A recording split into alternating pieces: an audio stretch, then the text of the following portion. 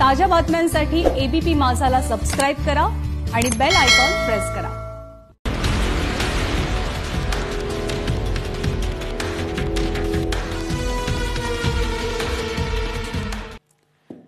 नमस्कार, मी प्रसन्न जोशी। आपण पाहताय माझा विशेष एबीपी माझावर। केंद्र सरकारतर्फे नुकतीच काही महत्त्वाची विधेयक आणण्यात आली जी शेतीशी संबंधित आहे। केंद्र सरकारच्या मते, भाजपच्या मते ही क्रांतिकारी आहेत। ती शेतकऱ्याचा दुसरा जणू काही स्वातंत्र्य लढा आहे, दुसरं स्वातंत्र्य आहे आणि भाजप सरकारच्या या 6 वर्षांच्या पूर्वी कोणत्याही सरकारने केल्या नाहीत इतक्या प्रागतिक सुधारणा यामुळे शेतीमध्ये होणार आहेत, ज्याच्यापैकी एकूणच संपूर्ण देश हे एक मार्केट असणार आहे। शेतकऱ्याला एक मोठा ऍक्सेस मिळणार आहे मार्केटला, हवा तसा भाव आपल्या पिकाचा निर्धारित करता येणार आहे वगैरे। एपीएमसीची मक्तेदारी मोडीकडनं हा सुद्धा त्यातला एक उपभाग आहे। आणि त्याच वेळी विरोधकांकडून मात्र आरोप होतोय की यामुळे शेतकऱ्याचं भवितव्य धोक्यात येईल। सरकारची जबाबदारी झटकण्याचा चांगला शब्द म्हणजे खुला व्यापार, खुलं मार्केट। थोडक्यात काय तर सरकार बाजूला जाणार, हमी भाव मिळणार नाही, मुक्त बाजारपेठ, याचा अर्थ सरकार खरेदी करणार नाही, अशा प्रकारचा दावा विरोधकांकडून केला जातोय, ज्याला पुन्हा केंद्राचं म्हणणे की असं काही नाही। एकूणच ही धोरणं म्हणजे एक शेतीसाठी नवी पर्वणी आहे का मरण आहे याबद्दल आपण बोलणार आहोत। नेहमीप्रमाणे आपल्यासोबत मान्यवर आहेत। माझ्यासोबत असतील पाशा पटेल, भाजपचे वरिष्ठ नेते आहेत, स्वतः शेतकरी आहेत, अनेक कृषी विषयक समित्यांवरती ते राहिलेले आहेत, त्यांचं स्वागत। राजेंद्र जाधव आहेत, कृषी अर्थ अभ्यासक, त्यांचं सुद्धा स्वागत। अजित नवले, अखिल भारतीय किसान सभेचे समन्वयक आहेत, लॉंग मार्चमुळे आपण त्यांना ओळखतो, त्यांचंही स्वागत। संजय पानसे असतील, जे शेतकरी संघटनेचे पदाधिकारी आहेत आणि कृषी अर्थशास्त्राचे ते सुद्धा अभ्यासक आहेत। आणि अतुल लोंढे थोड्याच वेळात नागपूरहून आपल्यासोबत असतील, लाईव्ह असतील, जे काँग्रेसचे प्रवक्ते आहेत। मी पहिल्यांदा जातो पाशा पटेल यांच्याकडे। पाशा पटेलजी, टीका लगेच सुरू झालेली आहे। मला आधी पहिल्यांदा आपण तुमच्याकडनं समजून घेऊयात, असं काय या धोरणात आहे की भाजपकडनं हा दुसरा स्वातंत्र्य लढा जिंकला शेतकऱ्यांनी, शेतकऱ्यांच्या स्वातंत्र्याची पहाट उगवली, असं आपल्याला काय वाटतं या धोरणांमध्ये, या बिलांमध्ये? या तिन्ही बिलांचा जर विचार केला तर पहिली ह्याच्यामध्ये गोष्ट अशी आहे की या देशातले सगळे शेतकरी आणि सगळ्या देशाच्या संघटना म्हणायच्या की आम्हाला ह्या बाजार मार्केट कमिटीतून मोकळं करा, बाजार व्यवस्था आमची मोकळी करून द्या। हो। आणि मग केंद्र सरकारने आता पहिल्यांदा जो निर्णय केला की मार्केट कमिटीच्या बाहेर तुम्हाला तुमचं माल कुठेही विकायला मोकळं। हो। म्हणजे जे शेतकऱ्याच्या मनात होतं ते सरकारने धोरणात्मक निर्णय करून त्यांना मोकळी दिली। बरं। नंबर 1। त्याच्या जोडीला काय सांगितलं की नुसतं मार्केट कमिटीतून बाहेर विकायला परवानगी देऊन व्यवस्था जर उभी केली नसती हो त्याचा फायदा झाला नसता। हो। पण आता पर्यायी समांतर व्यवस्था 10,000 शेतकरी उत्पादक कंपन्या तयार करणार सरकारने सांगितलं। 1 लाख कोटी रुपये त्याच्यावर खर्च करणार आणि त्याच्या जोडीला या सगळ्या एफपीओना प्रशिक्षण देणार आणि त्याच्या मॅनेजरचा पगार सुद्धा देणार। हो। म्हणजे मग पर्यायी व्यापार व्यवस्था तयार झाली। आणि या सगळ्या गोष्टीमध्ये आणखीन एक गोष्ट अशी झाली की व्यापाऱ्याला हे स्टॉक लिमिट लावलेलं नाही, म्हणजे स्टॉक लिमिट काढली। म्हणजे आता व्यापारी मनसोक्त त्याची ताकद जेवढी आहे, त्याच्याकडे पैसा जेवढा आहे, त्याच्याकडे जागा एवढी आहे, तो खरेदी करणार। नंबर 1 म्हणजे शेतकऱ्याला आता पर्याय मिळाला। भारतातल्या ज्या मोठ्या मल्टीनॅशनल कंपन्या आहेत त्या कंपन्या, आता पहिलं आमचं मार्केट म्हणजे फेडरेशनच यायचं, परंतु आता सरकारी समितीच्या ऐवजी खाजगी जे बाजारपेठेतले जे मोठे लोक आहेत ते सगळे आता एफपीओला 200 एफपीओना 500 एफपीओना संपर्क करू लागले, रिलायन्स सारखे, की आम्हाला तुमचं माल खरेदी करायचंय। म्हणजे एकतर बाजार स्वातंत्र्य मिळालं, व्यवस्था तयार झाली, त्याला प्रशिक्षण तयार झालं आणि स्टॉक लिमिट काढून टाकण्यात आली। याच्यामुळे ह्या आणि दुसरी सगळ्यात महत्वाची गोष्ट म्हणजे आता जीवनावश्यक वस्तूच्या कायद्यात, अत्यावश्यक वस्तूच्या कायद्यातून शेतकऱ्याला मोकळं केलं, डाळ, तेल, कांदा। परंतु आता कांद्याचा विषय जो तयार झालेला त्याची कारण वेगळी आहेत, ते मी नंतर सांगतो। परंतु या सगळ्या गोष्टीमुळे जे शेतकऱ्याच्या मनात होतं, जे शेतकऱ्याच्या संघटनामध्ये मनात होतं, मी 22 वर्ष शरद जोशी सोबत काम केलोय, म्हणजे घोषणा देऊन देऊन माझी जी जीभ झिजली, जे आम्ही मागत होतो ते सगळ्याच्या सगळं धोरणात्मक दृष्ट्या या सरकारने मान्य केलेलं आहे। बरं, ठीक आहे। पाशा पटेलांनी आपल्याला चर्चेला एक सूर मिळवून दिलेला आहे, एक फ्रेम तयार केलेली आहे पाशा पटेलांनी, कारण त्यामुळे आता आपल्याला बोलता येईल मुळात सरकारचं काय म्हणणं होतं ते आपल्याला कळलेलं आहे। आता आपण पुढे जाऊयात, काउंटर आर्ग्युमेंट्स घेऊयात। मी पहिल्यांदा पानसेंकडे जातो आणि त्यानंतर मी राजेंद्रजी मी तुमच्याकडे पण येणार आहे। पानसेजी, आता त्यांनी विधान केलं आणि मला तुमच्याकडे याला कारणच निमित्तच मिळालं. पाशा पटेल म्हणाले शेतकरी संघटनेने हयात घालवली, ते मुद्दे आम्ही आता सॉल्व्ह करून टाकलेले. बोला. शेतकरी संघटनेचे पाशा पाटीलांचं म्हणणं पूर्णपणे काही खरं नाहीये थोडं, परंतु महत्व जास्त टक्क्यांनी आपण त्यांना म्हणूया की आमचा सर्वात महत्वाचा विषय जो होता तो इसेन्शियल कमोडिटीज ऍक्ट, दुसरं व्यापाराचा अंतर्गत व्यापाराचं स्वातंत्र्य आणि आंतरराष्ट्रीय व्यापाराचं स्वातंत्र्य. त्यापैकी आंतरराज्यीय व्यापार किंवा अंतर्गत व्यापाराच्या स्वातंत्र्याचा हा जो कायदा आहे तो महत्वाचा रोल आहे. पूर्वी कसं व्हायचं, एपीएमसी मध्येच व्यापाऱ्यांनी किंवा म्हणजे जो शेतकरी होता तो व्यापाराला विकायचा, व्यापारी मुंबईला म्हणजे त्या मुंबईला येण्याच्या आधी एपीएमसी मध्ये यायचा, वाशी सारख्या एपीएमसी मध्ये. आता व्हायचं काय, 130 कोटी पॉप्युलेशन असलेल्या मुंबईला कांद्याचे व्यापाऱ्याचा जर तुम्ही टोटल नंबर बघितला वाशीतला तर 8,000 लायसन्स केवळ व्यापारी आहे. आता बघा ना, परफेक्ट बॉटलनेक व्हायची, भारतभरातून माल यायचा आणि तो 130 तिथे हे सगळे भैया लोक आणि छोटे टेम्पो घेऊन जायचे वाशीमध्ये आणि तो वाशीमधून माल 130 कोटी लोकांना वाटायचा. म्हणजे हे 8,000 लोक भाव ठरवतात. मग अशा रीतीने असा भाव ठरवण्याच्या ऐवजी जर कुणालाही मुभा दिली, कुठल्याही इंडस्ट्रियल प्रोडक्टला तुम्ही शर्ट घालताय, मी कानाला वायर लावली आहे, मोबाईल आहे, पेन आहे हातात, तर कुठल्या तरी इंडस्ट्रियल प्रोडक्टला कुणी कुठे माल विकावा याचा काही कायदा आहे का हो? बरं, त्यांनी काही सांगितलेलं आहे का इथेच माल विकावा, याच व्यापाराला विकावा, या इथे विकू नये, या एरियामध्ये विकू नये, असं कुठे काय आहे का हो? काय मग हे आशवंत व्यापारालाच का? आता त्यांनी काय केलं, एक साधा उपाय होता एपीएमसी ऍक्टच काढून टाकायचा राज्य सरकारांकडे, की हा एक सोपा उपाय होता की अंतर्गत सगळं खुल्लं झालं. पण असा विरोध होईल मोठ्या प्रमाणावर, कारण ह्या एपीएमसी काही राजकीय पक्षाच्या जवळजवळ मालकी असल्यासारख्याच झालेल्या आहेत. तिथे त्यांच्या इलेक्शन्स मध्ये त्यांचेच कार्यकर्ते निवडून येतात. त्यामुळे असेल किंवा काही कारणामुळे असेल की त्यांनी काय केलं की एपीएमसी मधला एरिया मार्केट यार्ड त्यांनी तसाच ठेवला. तेवढा एरिया सोडून बाकी ठिकाणी आम्हाला कुठेही काही विकायला मुभा, असं त्यांचा आत्ताचा हा कायद्याचं स्वरूप आहे फॉर मार्केट. बरं. आणि इसेन्शियल कमोडिटीज ऍक्ट मधनं काढणं हा स्टॉक लिमिट जे पाशा पटेल म्हणतात ते इसेन्शियल कमोडिटीज ऍक्ट मध्ये किती दिवस व्यापाऱ्यांनी माल ठेवायचा ह्याचे होते, इन्स्पेक्टर राज होतं, ते सगळं निघालं. हा एक महत्वाचा नक्कीच पॉझिटिव्ह आहे, पॉझिटिव्ह मुद्दा. मी त्यातला एक मुद्दा तर मला विचारायचाच होता, नेमका मला परवा तो सुचला होता पण त्यावेळी समोर कोणी नव्हतं, की एकीकडे इसेन्शियल कमोडिटीज मधून असे वस्तू काढायच्या पण त्याचवेळी त्याच्यात इंटरसेप्ट करण्यासाठीची पुन्हा मेख मारून ठेवायची, जी आता आपल्याला कांदा निर्यात बंदीच्या वेळी दिसली आणि आता कांद्याचे भाव पडलेले. आजच बातमी आली आंतरराष्ट्रीय बाजारात मात्र आहे, अंतर्गत आंतरराष्ट्रीय मुद्दा कायम शेतकऱ्यांचा आहे. तो मी विचारतो, मी त्यापूर्वी जातो. आपल्या दरम्यान अजित नवले आलेले दिसत आहेत, मी त्यांच्याकडे एक थोड्याशाच वेळा जाईन. पहिल्यांदा मी राजेंद्रकडे जातोय. राजेंद्र, दोन्ही बाजू तुम्ही ऐकल्या, तुम्हाला काय वाटतं, कोणतं समर्थनीय बाब आहेत आणि कोणत्या गोष्टींसाठी विरोध असायला हवा? हे काय ब्लॅक अँड व्हाईट मध्ये नाहीये, बरेच ग्रे शेड आहेत. कागदोपत्री म्हणाल तर कागदोपत्री ह्या सुधारणा अत्यावश्यक होत्या. एका पद्धतीनं हा शेतमालाचा व्यापार आहे, ते लिबरलाइज करण्याचं केंद्र सरकारचं धोरण आहे. त्यामुळे ऑन पेपर हे खूपच चांगलं आहे, पण त्याचं इम्प्लिमेंटेशन कसं होणार हा मोठा भाग आहे.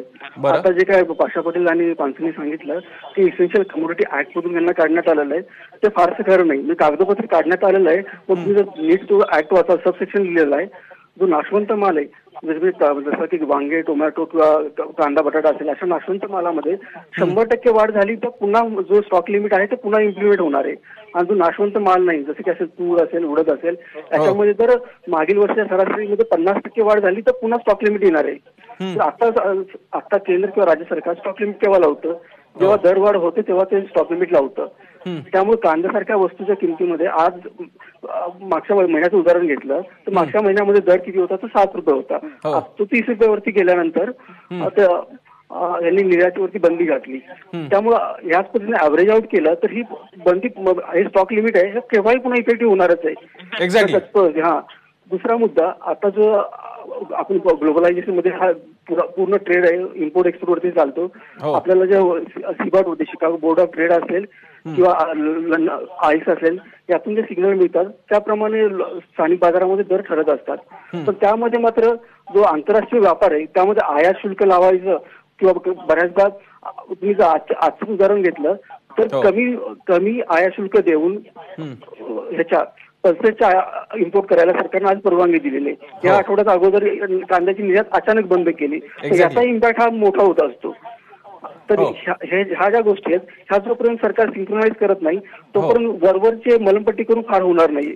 बरोबरची मलमपट्टी करून काही होणार नाहीये. इतकंच नाही तर अजून जो चेन म्हणजे मला असं एक बजेट आठवत नाही की ज्याच्यामध्ये सप्लाय चेन्सच्या मधले विविध प्रकारचे चेंजेस, स्टोरेजसाठीच्या फॅसिलिटीज ह्याच्याबद्दलच्या दरवेळी तरतुदी असतात पण प्रत्यक्षात ते होत नाही. आणि भारत हा कृषी उत्पादाच्या बाबतीत वाया घालवण्यामध्ये फार महत्वाचा जो काही पहिले क्रमांक असेल त्याच्यापैकी इतकं आपलं अन्नधान्य वाया जातं. त्याच्या बाबतीत आपलं काही नाही. धान्य साठ तुरीच्या बाबतीत अनुभव आपला ताजा आहे. मग एकीकडे हे या धोरणांमधले चेंजेस खरंच तितके वायबल, फिजिबल आहेत का, लागू करण्याजोगे आहेत का आणि त्याचे फायदे मिळणार आहेत का? ब्रेक नंतर मी आणखी काही मान्यवर जॉईन झालेले दिसत आहेत. अतुल लोंढे सुद्धा दिसत आहेत. ब्रेक नंतर पाहत राहा एबीपी माझा. ब्रेक नंतर आपल्या सगळ्यांचं पुन्हा एकदा स्वागत. आपण सध्या चर्चा करतोय माझा विशेषमध्ये, ती म्हणजे लोकसभेमध्ये सादर झालेली 3 अशी बिलं, अशी विधेयकं ज्यामुळे शेतकऱ्यांना दुसरं स्वातंत्र्य मिळालंय असं नरेंद्र मोदींचं आणि भाजप सरकारचं म्हणणं आहे. पुन्हा एकदा जाऊयात पाशा पटेल यांच्याकडे. पाशा पटेलजी, काही टीका तर तुमच्या समोरच्या आहेत. एकीकडे आपण म्हणता सगळं खुलं आहे, सगळं मुक्त आहे, आता कुठे जाऊन बाजारात विकू शकता वगैरे वगैरे, आणि परवाच तुम्ही कांदा निर्यात बंदी आणली ज्याची कुठली गरज नव्हती. इमिजिएटली काही लगेच आक्रोश पण काही मध्यम वर्गाचा दिसून येत नव्हता. याचं उत्तर काय? आणि दुसरी गोष्ट, कुठेही जाऊन विकू शकता हे झालं वाक्य, प्रत्यक्ष विकायचं कसं, त्यासाठीच्या सोयी कुठे आहेत? उदाहरणार्थ समजा मला दादरची किंवा नवी मुंबईच्या तिकडे मंडई आणि दादर मधलं मार्केट आहे असं, आता तिकडे एखाद्या शेतकऱ्याला यायचं असेल तर त्याने नेमकं बसायचं कुठे, त्याने सामान कसं विकायचं, याचा कुठलाही डिटेल प्लॅन नसताना कुठेही जाऊन विका म्हणजे नेमकं काय? व्यवस्था 1 दिवसामध्ये उभी होत नसती. 10,000 एसटीओ तयार करायचा निर्णय केंद्र सरकारने घेतलाय. म्हणजे शेतकऱ्यांनी आपल्या संस्था उभ्या करायच्या आणि त्यांच्याजवळून घेऊन लोक विकतील, ती व्यवस्था आपोआप तयार होणार आहे, त्याची तुम्ही चिंता नका करू. बरं. नंबर 1. नंबर 2, सगळ्यात महत्वाची गोष्ट जर काही असेल तर आम्ही जे म्हणत होतो, तुम्ही आता जे सांगितलं कांद्याचा विषय हा वेगळा, एकदम वेगळा विषय कशामुळे आहे तर आता जे कांद्याचा जो निर्णय झालेला आहे त्याचं कारण असं आहे की गेल्या वर्षी या तिमाहीमध्ये 8 लाख मिलियन टन एक्सपोर्ट झालं होतं. ह्या वर्षी या तिमाहीमध्ये 12 लाख मेट्रिक टन कांदा निर्यात झालेला आहे. नंबर 1. बरं. नंबर 2, देशामध्ये सगळ्या ठिकाणी खरीपाचा कांदा जवळपास जाण्याच्या मार्गावर आहे, पाऊस अधिक झाल्यामुळं. गेल्या वर्षी म्हणजे शेतकऱ्यांनी जे कांदा स्टॉक करून ठेवला होता त्याच्यापैकी 30-35% कांदा खराब झालेला आहे. या सगळ्या परिस्थितीमध्ये भविष्यामध्ये मोठं संकट उभं राहणार आहे. अशा पद्धतीचे रिपोर्ट आले. रिपोर्ट म्हणजे कसं की देशी बाजार गेल्या 1 महिन्यामध्ये होलसेल बाजारामध्ये 43% वाढ, 43% वाढ झालेली आहे आणि लोकल मार्केटमध्ये 47% वाढ झालेली आहे कांद्याच्या किमतीमध्ये. या सगळ्या गोष्टीचा परिणाम म्हणजे मी कसं होतं तुम्हाला मी सांगतो. मनमोहन सिंग साहेबांच्या सरकारमध्ये चमत्कार झाला होता. कापसावर आयात शुल्क लावायचं होतं तर सरकारने कापूस निर्यात बंदी केली. कापूस निर्यात बंदी का केली असं ज्यावेळेस शरद पवार कृषी मंत्री होते त्यांना विचारलं, त्यांनी म्हणले मला माहिती नाही. मनमोहन सिंगांना विचारलं पंतप्रधानांना की तुम्ही कापसावर निर्यात बंदी कसं काय केली, ते म्हणले मला माहिती नाही. म्हणजे हे एवढं मोठं सगळं सर्कल असतं. या सर्कलमध्ये अशा गोष्टी घडत असतात. धोरणात्मक निर्णय घेतलेला आहे, अजून 5 जूनला झालेला आहे ते, अजून त्याच्यावर प्रोसेस चालू आहे. त्याच्यामुळं आता पाशा पटेलजी, आम्ही आता हेडलाईन दाखवली, एपीएमसी मार्केटमध्ये भाव उतरले, तुमची प्रोसेस चालू असेपर्यंत बातमी फुटली, भाव उतरले, शेतकऱ्यांचं नुकसान व्हायचं होतं ते या पिरियडमध्ये झालं सुद्धा. मी तुम्हाला सांगतो या जानेवारी पर्यंत कांद्याचं काही जरी प्रयत्न केले तर कांद्याचे दर खाली येणार नाहीत. 1-2 दिवस जाऊ द्या, थोडंबहुत निर्णय झाल्यामुळे गडबड होऊ शकते, परंतु जानेवारी पर्यंत कांद्याचे भाव चढे राहणार ही काळ्या दगडावरची पांढरी रेघ आहे. आणि दुसरी सगळ्यात महत्वाची गोष्ट लक्षात घ्या की देवेंद्र फडणवीस साहेबांनी पत्र लिहिलं केंद्राला की हा निर्णय मागे घ्या म्हणून. चंद्रकांत पाटील साहेबांनी भूमिका मांडली.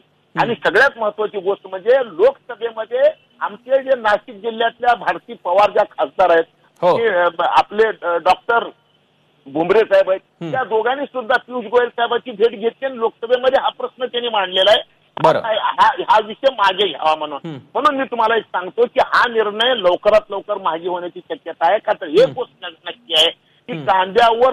बरं, मी आणखी पाशा पटेलजी अगदी थोडक्यात एक उत्तर विचारतो, कारण नंतर तुम्ही आमच्यासोबत असाल की नाही मला कल्पना नाहीये. एकच प्रश्न तुम्हाला थोडक्यात विचारतो. हमी भाव आणि सरकारकडून होणारी खरेदी ही मागच्या दरानं बंद करायचा गोडगोड शब्द म्हणजे खुलं मार्केट आहे, हे खरं आहे? अजिबात नाही, अजिबात नाही. खुलं मार्केट वेगळं आहे आणि सरकारी खरेदी ही वेगळा विषय आहे. एक गोष्ट लक्षात ठेवा, याच्या बाबतीत तर मी कृषी मूल्य आयोगाचा अध्यक्ष असताना याच्यावर बरंच काम केलेलं, बऱ्याच सूचना केलेल्या आहेत.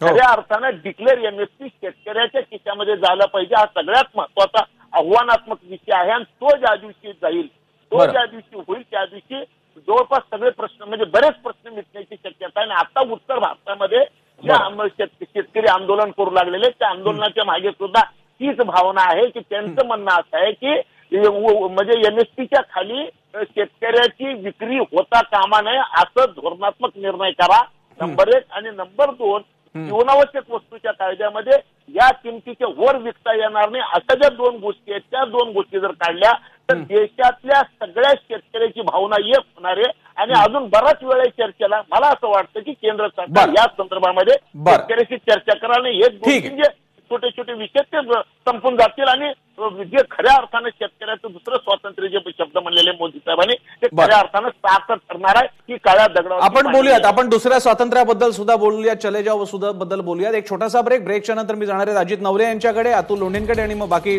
पानसे आणि राजेंद्र आहेतच आपल्यासोबत. छोटासा ब्रेक, पाहत राहा एबीपी माझा.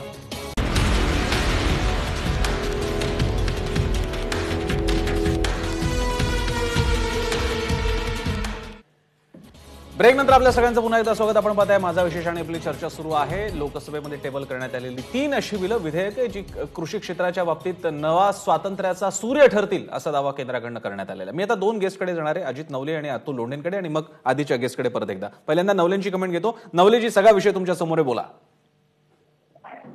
उत्तर भारतातील शेतकरी आणि त्याच्या पाठोपाठ आता संबंध भारतातील शेतकरी, या 3 देशामुळे प्रचंड अस्वस्थ आहेत.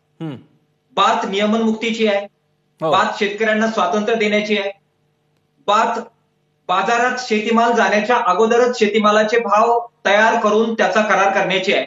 मात्र या आडून हमी भावाचं संरक्षण सरकारला काढून टाकायचं आहे. बाजार समित्यांची जी काही तोडकी मोडकी यंत्रणा आमच्यासाठी उभी आहे ती उद्ध्वस्त करायची आहे आणि शेती आणि शेतकरी कॉर्पोरेट घराण्यांच्या आणि कंपन्यांच्या ताब्यात द्यायचा आहे, असा शेतकऱ्यांचा आरोप आहे. आणि म्हणून हा संघर्ष होतोय. माझा मुद्दा स्पष्ट करण्यासाठी अत्यंत थोडक्यामध्ये मी एक उदाहरण देऊ इच्छितो की शेतीमाल व्यापाराचा जो कायदा आहे, ज्याला नियमन मुक्तीचा कायदा म्हटलंय, त्याच्यामध्ये शेतीमाल बाजार समित्यांच्या बाहेर त्याची खरेदी विक्री होणार आहे. मुळात शेतीमाल बाजार समितीच्या आत खरेदी विक्री झाला तर तो हमी भावाने खरेदी विक्री करण्याचं बंधन आहे. बरोबर आहे. बाजार समितीच्या बाहेर ते बंधन कोणतंही या कायद्यानुसार असणार नाही आणि त्यामुळे ते संरक्षण शेतकऱ्यांचं काढून घेतलं जाईल. त्याच्यामुळे दुसरा मुद्दा होणार तो म्हणजे शेतीमाल बाहेर खरेदी विक्री झाल्यामुळे बाजार समित्यांना सेस मिळणार नाही, उत्पन्न मिळणार नाही. आणि एकदा उत्पन्न मिळालं नाही की ज्या काही तोडक्या मोडक्या बाजार समित्या आज आहे त्या सुद्धा कोलमडून पडतील आणि शेतकरी गलित गात्र होतील. करार शेतीचा जो काही कायदा ते पुढे आणू इच्छितात त्यात सुद्धा आपण जर वाचलं तर त्यात सुद्धा कंपन्या आणि शेतकरी यांनी परस्पर मान्य केलेली जी काही प्राइस आहे तिला रेम्युनेटिव्ह प्राइस म्हटलेलं आहे, आधारभूत किंमत म्हटलेलं आहे. म्हणजे सरकारने जाहीर केलेली आधारभूत किंमत ही करार शेतीमध्ये कॉर्पोरेट कंपन्यांवर बंधनकारक असणार नाही. कॉर्पोरेट कंपन्यांची जी बार्गेनिंग पॉवर आहे ती खूप जास्त असते, सामान्य शेतकऱ्यांच्या तुलनेत ती अवाढव्य असते. त्यामुळे त्या कंपन्या सांगतील त्याच तुलनेत भाव ठरवणं हे शेतकऱ्यांवर बंधनकारक असणार आहे. तिसरा आणि अत्यंत महत्वाचा मुद्दा म्हणजे या अजस्र कंपन्यांनी जर भाव बुडवले, पैसे द्यायचं टाळलं, अटी शर्ती लादून करारातून ते माघार गेले किंवा आमचा जो शेतीमाल घेतलाय त्याचं परतावा या व्यापाऱ्यांनी द्यायचं जर नामंजूर केलं तर बाजार समितीच्या आतमध्ये आम्हाला दाद मागण्याची यंत्रणा होती. बाजार समितीच्या बाहेर आणि करार शेतीमध्ये ही यंत्रणा आमच्याकडे कोणतीही असणार नाही. ज्या प्रकारच्या कायदेशीर तरतुदी दाद मागण्यासाठी या कायद्यात सांगण्यात आलेल्या आहेत तर त्यामध्ये अत्यंत तुटपुंज अशा त्या तरतुदी आहेत आणि त्यामुळे त्यातून शेतकऱ्यांच्या बाजूने निकाल लागणं हे बिलकुल शक्य होणार नाही.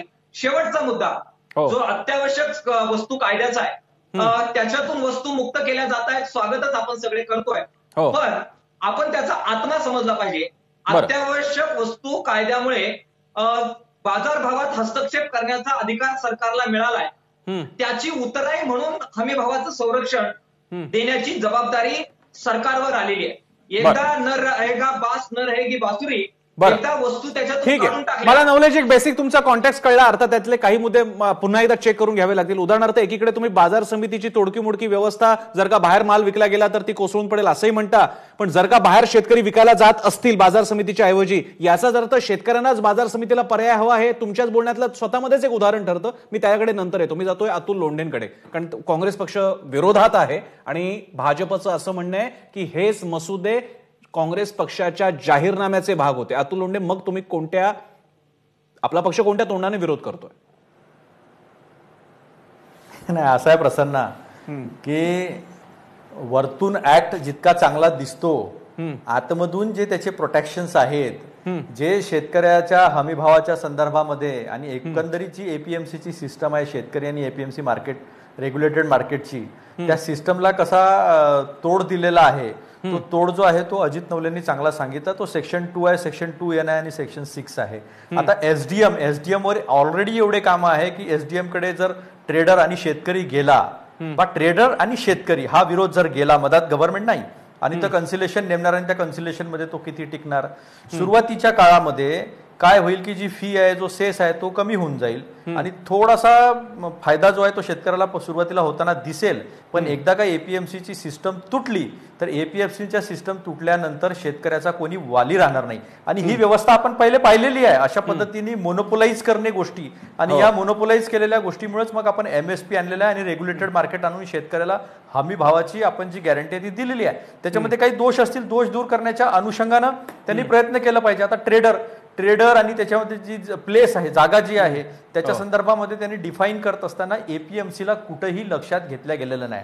तर एपीएमसी मध्ये काय होतं की एखाद्या शेतकऱ्यांनी माल घेतला तेव्हा शेतकऱ्यासोबत काही धोका झाला असेल, काही अडवणूक केली असेल शेतकऱ्याची, त्याचं पेमेंट दिलं, आज पेमेंट त्याला इमिजिएट मिळतं. म्हणजे शेतकरी पण आता असं उधारीवर काम करत नाही, त्यामुळे त्या अडतीयाचं लायसन्स कॅन्सल करता येतं, त्याच्यावर ऍक्शन घेता येतं. या सगळ्या गोष्टी ज्या आहे ह्या मोकाट सोडून दिल्या ना, तर त्यामुळे वरवर जो कायदा दिसतो तो तो असं वाटतं की शेतकऱ्यांच्या फायद्याचा आहे, पण त्याचं मर्म जेव्हा आपण समजून घेण्याचा प्रयत्न करतो. मला अतुल लोंढेजी, मला एक म्हणजे अतुल लोंढेजी, तुम्ही काय किंवा नवले काय, तुम्ही विरोध करताय ती मुद्दे लॉजिकल आहेत. फक्त प्रॉब्लेम असा की ती प्रोबॅबिलिटी आहे. मी तुम्हाला एक उदाहरण देतो. मी दरवेळी ऐकलेले सांगलीचा किस्सा आहे तो. बेदाण्याचे व्यापारी बेदाणा विकत घेताना ज्या प्रकारे त्याचं वजन करतात हातावरती आणि जेवढा बेदाणा जातो, अतुल लोंढेजी ते जरूर एकदा तुम्ही बघा. आणि बाजार समितीमध्ये कशी वागणूक मिळते. तुम्ही म्हणता की काहीतरी फॉल्स आहेत, हे फॉल्स अनेक वर्ष राहिलेले आहेत. त्या सिस्टमने न्याय मिळून नाही दिला ना, त्याची कधी दाद लागली, सरकार तुमचं असो की युतीचं असो. मग आता एक नवीन रिजाईम येते आहे, प्रयोग करून बघायला काय हरकत आहे? प्रयोग करून बघायला काय हरकत आहे? एकच मिनिट असं आहे की बदलत्या काळासोबत बदललं पाहिजे, आपण प्रयोग केले पाहिजेत. पण प्रयोग करत असताना व्यापाऱ्यांचाच कायम फायदा होईल. कारण की मध्यरात्रीच्या काळामध्ये जीएसटी जे आहे ते आर्थिक स्वातंत्र्य होतं संपूर्ण देशाचं, त्याच्यामध्ये संपूर्ण देशच तोडायला लागलेला आपण पाहिला. संध्याकाळी 8 वाजता आले होते, सगळं काही चांगलं होणार होतं, तेही झालं. आता हे शेतकऱ्याचं दुसरं स्वातंत्र्य. मी तुम्हाला एक ऍक्ट वाचून दाखवतो प्रसन्ना, म्हणजे तुमच्या लक्षात येईल की the protesters say that the provisions dispute resolution under section 8 does not sufficiently safeguard farmers' interest. It provides that in case of dispute arising out of a transaction between the farmer and the trader, the parties may seek a mutually acceptable solution through the conciliation by filing an application to subdivisional magistrate, who shall refer the dispute to a conciliation board to be appointed by him for facilitating the binding settlement of the dispute. काय शेतकरी याच्यामध्ये हे करणार आहे मला सांगा ना तुम्ही. आता दुसरी गोष्ट अशी, एपीएमसी त्यांनी जो प्लेस, जो सेक्शन 2 मध्ये ट्रेडर्स आणि प्लेस त्यांनी जे डिफाईन केलेली आहे, मी ऍक्ट वाचून बोलतोय, मी फक्त मार्केटमध्ये जाऊन पाहतो ते नाही बोलत आहे. मी या ऍक्ट मध्ये काय होणार आहे आणि त्याचे इम्प्लिकेशन्स काय होणार आहेत ते बोलतोय. आता एपीएमसीच्या बाहेर झाले, आता नरेंद्र दादा बसले इथे ते सांगतील. एपीएमसीच्या बाहेर जर व्यवहार झाला तर एपीएमसीच्या झालेल्या व्यवहाराच्या बाहेर काही त्यांनी व्यवस्था ठेवली आहे का शेतकऱ्याच्या याच्यात? शेतकऱ्याला उद्या पैसे मिळाले नाही, पळून गेला. आता माझी संत्र्याची शेती आहे प्रसन्ना, संत्र्याला जेव्हा बहार येतो तेव्हा व्यापारी जे आहे ते त्या पट्ट्यामध्ये फिरतात आणि बहाराला पाहून जे आहे ते ठरवतात की इतके पैसे देऊ. पण संत्र्याचं पीक असं आहे की थोडासाही पाऊस आला, थोडंसंही वादळ आलं, त्या काळामध्ये हे होतं, थोडीशी गारपीट झाली उन्हाळ्यामध्ये तर तो पळून जातो. तो म्हणजे जोपर्यंत संत्रा त्या मार्केटमध्ये पोहोचत नाही तोपर्यंत शेतकऱ्याला त्याच्या पैशाची हमी मिळत नाही. अशा अनेक गोष्टी आहेत. आणि हा जो भाजीपाल्याच्या संदर्भातला प्रश्न आहे ना, अतुल लोंढेजी, हे म्हणजे असं झालं की मतदान करताना या पक्षाने जर का कोणत्याही पक्ष असो, बीजेपी असो, काँग्रेस असो, यांनी आपल्या धोरणांना पूर्णच केलं नाही तर मग त्यापेक्षा मतदानच करू नका. अतुल लोंढेजी, तुम्ही जे डिस्क्रिपन्सी सांगता आहे ती प्रोबॅबिलिटी आहे. माझं म्हणणं आहे जर आपण असं उदाहरण घेऊयात, शेतकऱ्याची रिस्क मिटिगेट करून त्याच्या अख्ख्या शेताचं प्रोड्यूस जर का गॅरंटेड कोणी खरेदीदार मिळत असेल, मला कळत नाही त्याला विरोध का चाललाय. तुमच्या बटाट्याच्या पिकापासून कोणत्याही कांद्याच्या पिकापासून गॅरंटेड खरेदीदार मिळत असेल, मला कळत नाही त्याला विरोध का चाललाय. उदाहरण देतो मी एक छोटा ब्रेक घेतो. ब्रेकच्या नंतर मी हा मुद्दा घेऊन मला माहिती आहे पानसेना मुद्दा पटलेला नाही, पानसेनकडे आणि रवींद्रकडे पण जाणार आहे. तुमच्या सगळ्या चुका तुम्ही दाखवून देताय त्या बरोबर आहेत, पण त्या प्रोबॅबिलिटीच्या आहेत. आणि तुम्ही ज्या व्यवस्थेबद्दल आतापर्यंत कौतुक करतायत त्या व्यवस्थेने कधी हा न्याय मिळवून दिला नाही. ब्रेक नंतर पाहत राहा एबीपी माझा.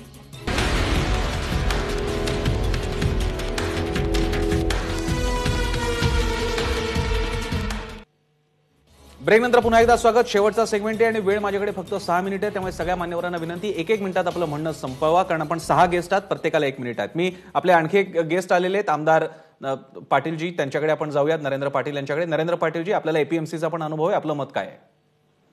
राज्य सरकार आणि केंद्र सरकारने वेळोवेळी शेतकऱ्यांचं हित लक्षात घेऊन एपीएमसी मधून शेतकऱ्यांची मुक्तता केलेली आहे, परंतु प्रत्यक्षामध्ये आजपर्यंत शेतकऱ्यांचं एपीएमसी मुक्त केल्यानंतर कधीच भलं त्या ठिकाणी झालं नाही. मागच्या सरकारला चंद्रकांत दादा होते मंत्री, त्यावेळेला भाजी, कांदा, बटाटा आणि फळ मार्केट त्यांनी मुक्त केलं, परंतु ते मुक्त केल्यानंतरही शेतकऱ्यांना चांगला बाजारभाव मिळाला नाही. केंद्र सरकारने आता नवीन GR काढला की अन्नधान्य मार्केट हे पण आता ते मुक्त करायच्या मार्गावर आहे, ज्याचं बिल आता केंद्रामध्ये सुरू आहे, ज्याच्याबद्दल राज्यामध्ये या ठिकाणी आंदोलन होतोय. लोकांना असं वाटतं की एपीएमसी मार्केट हा एका व्यापाऱ्यांचा अड्डा आहे, जे शेतकऱ्यांना चांगला बाजारभाव भेटत नाही. परंतु जर आपण बारकाईने जर पाहिलं तर ज्या वेळेला शेतकऱ्यांनी बाहेरच्या लोकांच्यावरती विश्वास टाकलेला आहे, माल पाठवलेला आहे, माल विकलेला आहे किंवा माल एक्सपोर्ट केलेला आहे, त्यावेळेला शेतकऱ्यांची फसवणूक झालेली आहे. तुमचा जर आपण द्राक्ष शेतकरी बघितला, ह्या द्राक्ष शेतकरी कोट्यावधी रुपयाचे पैसे पणन त्या ठिकाणी देऊ शकले नाही, कारण कुणाची नियंत्रणच नाहीये. म्हणून आज जो नवीन कायदा आहे, हा जरी आमच्या पाशा पटलांना वाटत असेल की हा चांगला कायदा आहे, मी याचं स्वागत करतो, परंतु शेतकऱ्यांनी माल कुठे विकावा? बाहेर. आता मी नवी मुंबईला राहतो, रस्त्यावर विकावा का? त्यांना काही जागा तयार केलेली नाहीये. म्हणून किती जरी म्हटलं ना तर कुणीतरी प्रॅक्टिकल नॉलेज घेतलं पाहिजे, प्रॅक्टिकल मुद्दे मांडले पाहिजे जनतेला खुश करण्यासाठी. पाटीलजी, मी हा मगाशी तुम्ही नव्हता पण मी हाच मुद्दा विचारला होता की सगळीकडे विका पण कुठे विका, हे मात्र उत्तर नाहीये. तुमचा मुद्दा मी मांडला होता, तुम्ही त्यावेळी नव्हता पण आपण मांडला होता. अतुल लोंढेंचा एक थोडक्यात मुद्दा घेऊयात. लोंढेजी. नाही, हे कसं झालं माहितीये का, मी जे जागा कुठे विकायची एपीएमसीची जे आता नरेंद्र पाटीलजी बोलले त्या संदर्भातच बोलत होतो. वोडाफोनची एक केस आपल्या देशामध्ये झालेली होती. ते काय करायचं की अशा देशामध्ये इन्कम टॅक्स कॉर्पोरेट ऑफिस ठेवायचं की जिथे इन्कम टॅक्स 0 आहे, अशा देशामध्ये कॉन्ट्रॅक्ट करायचा की जिथे आपल्याला कुठल्या कॉन्ट्रॅक्ट फीस भरावं लागत नाही, पण बिझनेस जो आहे तो भारतासारख्या देशात करायचा, म्हणजे आपल्याला इथे इन्कम टॅक्सही भरावं लागणार नाही, कुठल्या प्रकारची फी पण भरावं लागणार नाही, आणि आपण बिझनेस घेऊन प्रॉफिट करून जाऊ. अशा पद्धतीची व्यवस्था या ऍक्टमध्ये व्यापाऱ्यांसाठी केली जाते. आणि ती का केली जात आहे तर सेस मधून मुक्ती पाहिजे, फी मधून मुक्ती पाहिजे, माथाडी चार्जेस जे आहे त्याच्यामधून पण मुक्ती पाहिजे नाही. त्यामुळे सुधारणा करत असताना वरवरचा मुलामा ठेवण्यापेक्षा एपीएमसीच्या माध्यमातून त्याच्यावर एक बंधन आहे, नियंत्रण आहे, शेतकऱ्याला भाव देण्याची जी इमानदारी आहे ती ऍक्टमध्ये दिसत नाही असं तुम्हाला वाटतं? हरसिमरत कौर जे आहे त्यांच्या स्वतःच्या मंत्री त्यांनी राजीनामा दिला, याचं कारण असते याच्यामध्ये दिसून येतं. पानसे म्हणजे मुंह में राम और बगल में छुरी असा ऍक्ट आहे. बरं, पानसे. सर्वप्रथम याच्यात त्यांच्या ज्या आपण बाजूला ठेवू, तुम्ही जो प्रश्न उपस्थित केला की एपीएमसीच्या बाहेर गेला तर काय, हा आहे. त्याच्यामध्ये लक्षात घ्या की शेतकऱ्यांची फसवणूक होते, त्याला पैसे वेळेवर मिळणार नाही. अहो, हा 1963चा कायदा आहे. शेतकरी अजून अडाणी आहे का? की त्याला कळणार नाही की कुठल्या व्यापाऱ्याला विकायचं, मला पैसे मिळणार नाहीत, एवढे अडाणी आहोत का? आता दुसरी गोष्ट, जेव्हा शेतकरी वाशीला येऊन बसणार असं जे बोलतात हे दिशाभूल करणं आहे, हे चुकीचं बोलणं आहे. शेतकरी कधीच एपीएमसीत येत नाही, लक्षात ठेवा. व्यापारीच फक्त येतो. त्यामुळे तुम्ही शेतकरी विकणार हा शब्द इकडनं बॅनच नाही. शेतकरी कॉन्ट्रॅक्ट मधल्या डिस्प्यूटचं काय? पानसे कॉन्ट्रॅक्ट मधल्या डिस्प्यूटचं काय? दोन वेगळे ऍक्ट आहेत. एक पहिले आपण स्वातंत्र्य मिळवायचा ऍक्ट आहे. एपीएमसीचा विरोध करायचं कारण काय होतं ना, ऑप्शन देतोय हे. उद्या हिंदुस्थान लिव्हर एक एपीएमसी आणेल, रिलायन्स एक एपीएमसी आणेल त्यांच्यासाठी, तर त्यांना विरोध करायचं का? यांचं काय बंद नाही केलं ना, त्यांची एपीएमसी चालूच ठेवली आहे ना. शेतकऱ्याला ऑप्शन आहे, शेतकऱ्याला चांगलं नाही वाटलं तर दुसरीकडे जाईल, नाही तर परत येईल. ठीक आहे. राजेंद्रची शेवटची कमेंट. राजेंद्र जाधव, तुमची शेवटची कमेंट यावर. डिस्प्यूट रिझोल्युशनचा परफेक्ट पॉईंट. ठीक आहे. राजेंद्र जाधव, हे नवीन जे 3 विधेयक आहेत त्याच्यामध्ये काही त्रुटी आहेत, याचा अर्थ ते इम्प्लिमेंट केलं नाही पाहिजे असं नाही. त्यातल्या ज्या त्रुटी आहेत त्या सुधारण्याची गरज आहे. हे इम्प्लिमेंट करावंच लागेल. एपीएमसीची मोनोपोली झालेली आहे.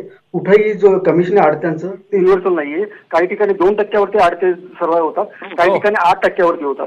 एपीएमसी मधल्या ज्या काही त्रुटी आहेत ना, जोपर्यंत ह्याला पर्यायी कॉम्पिटिशन निर्माण होत नाही तोपर्यंत ह्या त्रुटी हा पण एक मुद्दा विचारात घ्यावा लागेल. राजेंद्र बरोबर सांगतात, हा पण मुद्दा लक्षात घ्यावा लागेल.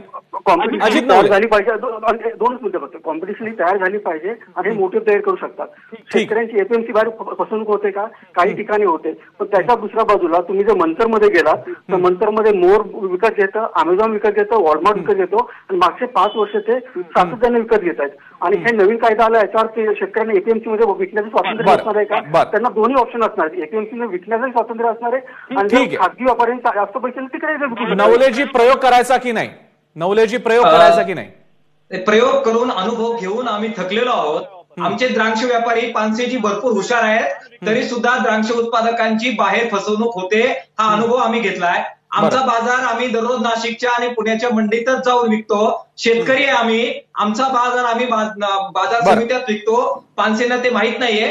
त्यामुळे प्रयोग जरूर करा, परंतु हमी भावाचं संरक्षण आम्ही हटवून देणार नाही, बाजार समित्या हटवून देणार नाही. बरं, म्हणजे असं दिसतंय की एकतर खात्रीशीर बेभरोसा आपण कायम ठेवूयात, म्हणजे विचार शब्द बघा, खात्रीशीर फसवणूक कायम ठेवूयात किंवा बेभरोशाची फसवणूक. आता याच्यातला कुठला पर्याय निवडायचा असा हा भाग आहे. याचा अर्थ एपीएमसीला पूर्ण खलनायक ठरवायचं नाहीये. आतापर्यंत काही नसताना एपीएमसीनेच आधार दिला याची पूर्ण जाणीव ठेवून सुद्धा, जसं आपल्याला मगाशी पानसे सांगत होत आहे, आता कदाचित विविध कंपन्यांचे एपीएमसी मार्केट्स असतील, गॅरंटेड खरेदीदारी होत असेल, चुका होतील, फसवणूक सुद्धा होतील, पण प्रयोगच केला नाही तर मग हीच व्यवस्था कायम ठेवायची का? त्याचे उत्तर नकारात्मक आहे. राजेंद्र आपल्याला सांगत होते कशा प्रकारे एपीएमसी मध्ये नाडवणूक होते. मगाशी मी ज्या द्राक्षापासून बनवणारे येणारे बेदाणे असतात त्याचंही उदाहरण दिलं. कशा प्रकारे ते वजन केलं जातं, किती माल नष्ट होतो, काय जात असेल त्या शेतकऱ्याच्या मनावरती, हे सगळे मुद्दे लक्षात घेऊयात. प्रयोगासाठी खुले राहूयात आणि डोळे सुद्धा उघडे ठेवूयात, जे आमच्या चॅनलचं सुद्धा ब्रीदवाक्य आहे. पण तुर्तास या महत्वाच्या विषयावर आपण सगळ्यांनी वेळ दिला. सगळ्यांचे आभार. इथेच थांबूयात. पाहत राहा एबीपी माझा.